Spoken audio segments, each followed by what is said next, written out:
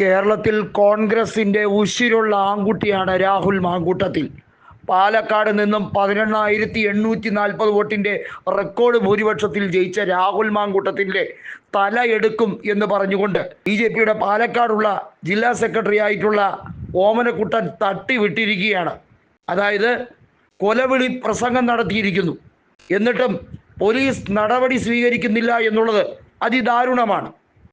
കേരളത്തിൽ ഒരു RSSകാരനും ഒരു ഉശിരുമില്ല ഒരു കോൺഗ്രസ്സുകാരൻ്റെ ദേഹത്ത് തൊടാൻ, പ്രത്യേകിച്ചും നിയമസഭാ സാമാജികന്റെ ദേഹത്ത് തൊടാനുള്ള ഒരു ഉശിരും ഇവിടെ ആണായി പറന്നവൻ ഒരുത്തനുമില്ല എന്ന് കൃത്യമായി സന്ദീപ് വാര്യർ തൻ്റെ ഫേസ്ബുക്ക് പോസ്റ്റിൽ കുറിച്ചിരിക്കുകയാണ്.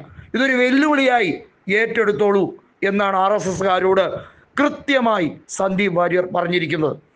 RSS കേരളത്തിൽ കലാപം സൃഷ്ടിച്ച് വെടക്കാക്കി തനിക്കാക്കാൻ ശ്രമിക്കുകയാണെങ്കിൽ അതിന് കൃത്യമായി മറുപടി തരാൻ കേരളത്തിലെ പ്രബുദ്ധരായ ജനങ്ങൾ കൈമെയ് മറന്ന് ഒന്നിച്ചു നിന്ന് അടിച്ചോടിക്കും എന്നാണ് സന്ദീപ് വാര്യർ കൃത്യമായി പറഞ്ഞിരിക്കുന്നത്. കുറേ എണ്ണം ഇറങ്ങിയിട്ടുണ്ട് ചീപ്പ് ഷോയുമായി എന്ന് കൃത്യമായി രാഹുൽ മാങ്കൂട്ടവും പറഞ്ഞിട്ടുണ്ട്. ഭിന്നശേഷി കുട്ടികൾക്ക് വേണ്ടിയുള്ള വിദ്യാലയ പദ്ധതി ഉൾപ്പെടെയുള്ള കാര്യങ്ങളാണ് പാലക്കാട് നഗരസഭ തീരുമാനിച്ചതെന്നും അതിനെ കളങ്കപ്പെടുത്താനാണ് രാഹുൽ മാങ്കൂട്ടത്തിൻ്റെ ശ്രമം എന്നുമാണ് BJP ഇപ്പോൾ പറയുന്നത്.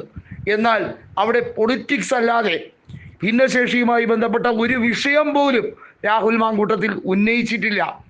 അതിവൈകാരികത ഇളക്കിവിടാനാണ് BJPയുടെ ശ്രമം. ഈ പ്രബുദ്ധരായ കേരളത്തിലെ ജനങ്ങളോട് ഈ അതിവൈകാരികത പറഞ്ഞ് വോട്ട് പിടിക്കാൻ ശ്രമിക്കുകയേ വേണ്ട.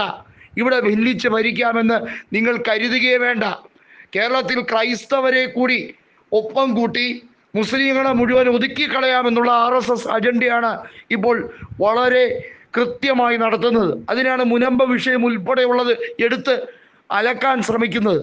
ഏതൊക്കെ വർഗീയ വിഷവാദികൾ ഇവിടെ ഇറങ്ങിയാലും ഒരു ഒറ്റ രോമത്തിൽ പോലും കോൺഗ്രസ്സുകാരൻ്റെ തൊടാൻ കഴിയില്ല എന്ന് കൃത്യമായി പറഞ്ഞിരിക്കുകയാണ് രാഹുൽ മാങ്കൂട്ടത്തിലും സന്ദീപ് വാര്യരും. BJPയുടെ ഈ കൊലവിളിയെ ഏറ്റെടുത്തിരിക്കുന്നു എന്നാണ് രാഹുൽ മാങ്കൂട്ടം പറഞ്ഞിരിക്കുന്നത്.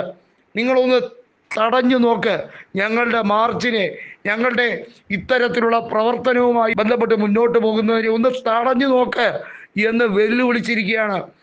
ഭിന്നശേഷി കുട്ടികളുടെ വിഷയവുമായി ബന്ധപ്പെട്ട കാര്യത്തിൽ ഒരു നിയമപ്രശ്നം അവിടെയുണ്ട്.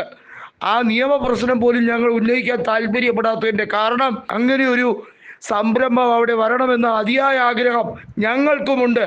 പക്ഷെ ഞങ്ങൾ തടയുന്നത് ഹെഡ്ഗേവാർ എന്ന വർഗീയ മുഖമുള്ള ഇന്ത്യയിൽ വർഗീയത പടർത്തിയ വ്യക്തിയുടെ പേരിനെയാണ്.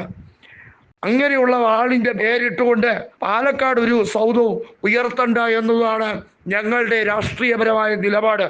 മതേതര കേരളത്തിൽ ഇവിടെ അങ്ങനെ ഹെഡ്ഗേവാറിൻ്റെ പേരിട്ട് നിങ്ങൾക്ക് ഒരു സ്ഥാപനം ഉയർത്താൻ കഴിയുമെന്ന് വിചാരിക്കുകയേ വേണ്ട എന്നുള്ളതാണ് കൃത്യമായി രാഹുൽ മാങ്കൂട്ടം പറഞ്ഞു വച്ചിരിക്കുന്നത്.